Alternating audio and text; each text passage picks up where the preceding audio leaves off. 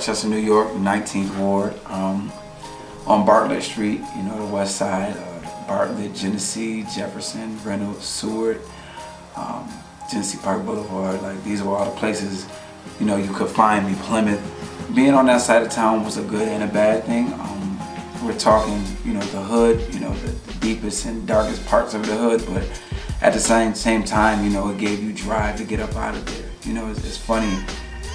I would go running, and one of my routes was up Bartlett, and I would hit Plymouth and take Plymouth all the way down to Genesee, take Genesee, well, it wrapped around, and came up onto Genesee. I take Genesee all the way back, and over to what used to be called Bronson, now it's called Sammy McCree Way, and bring that all the way home. But you know, you would see guys out on the block, you would see guys out on the corners, and you know, sometimes I still run those same streets today. And my grandfather used to tell me, my grandparents used to tell me, you know, the reason why we're so hard on you is because we don't want you to be like that. You know, we don't want you to be the guy on the corner. We don't want you to, you know, be these guys that's out here doing the wrong things. And you know, we saw a lot of things. You know, I saw someone get shot right in front of me. Before I left to go back into training camp for my first professional fight, mistaken identity, I think it was, because I had no beef, but my car got shot at.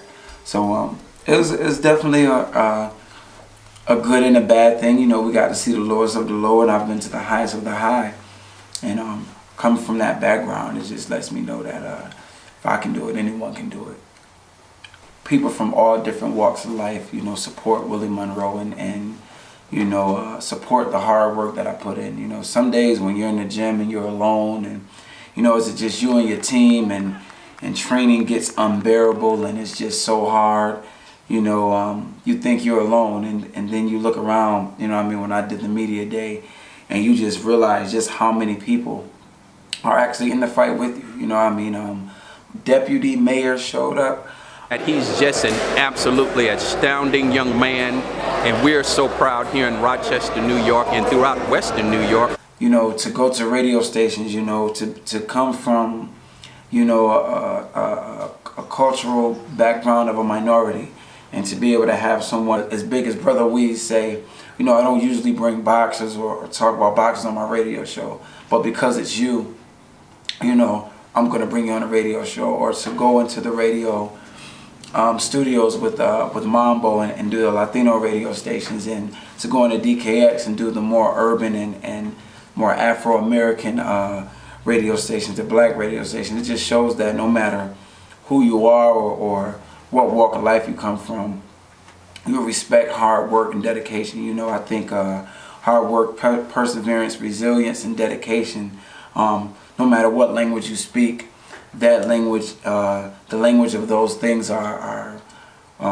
shared amongst everybody. You know, no matter your cultural or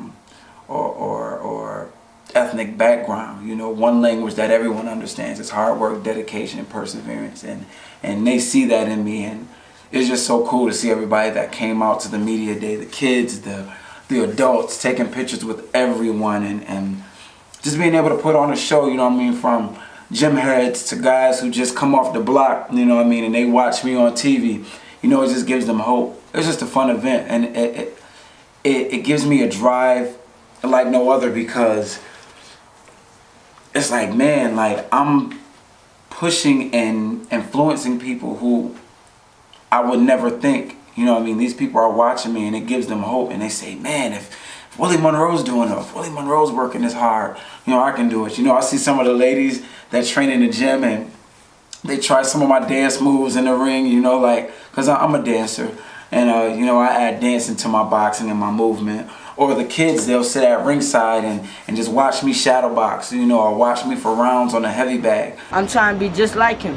There's nothing else you could do but work hard, dedicate to your sport, dedicate to what you gotta do. This gym is my home 24/7. I'm here, I'm working hard. No matter what happens, I'm still in this gym. And then I'll look around and I'll see them on the heavy bag or the doubling bag, and they, you know, sometimes I hear them say, "Nah, you gotta do it like Willie Monroe do it," or I'll see them mocking some of my moves, and it just makes me feel great, you know what I mean, to know that, you know, my hard work and my dedication and what I've done along with my team, who's worked just as hard right along with me, has influenced people in so many ways, and so many walks of life. I've been watching Willie Monroe train. It's been a real honor to be in the same gym as him. It's been a real honor to watch him train, to train with him, to be in the same gym as him, period, is just an honor. I know the 585, you know, that the majority of the 585 that wants to go to the fight, they can't be there because I'm going all the way to London. I'm going to a foreign land. I'm going, you know, 8 hours across the pond, you know what I mean, to go handle business. The fact of the people that showed up to the media day, the people that comment on pictures and stuff on through social media, the people who make the extra trip to the gym just to shake my hand and say, we're counting on you, that's a drive enough to make me say, I have to do this. It's almost like a personal responsibility. You know, the Flower City is on my back, and I just feel great having the 585 on my back and having them there, you know, in spirit. You know, a lot of them won't be there in person, but I know they'll be watching at home, and they'll be there in spirit, and they'll be pushing me, and they'll be rooting. And, you know, I'll feel that energy from miles away, and that'll be the push I need to bring home that WBO middleweight title.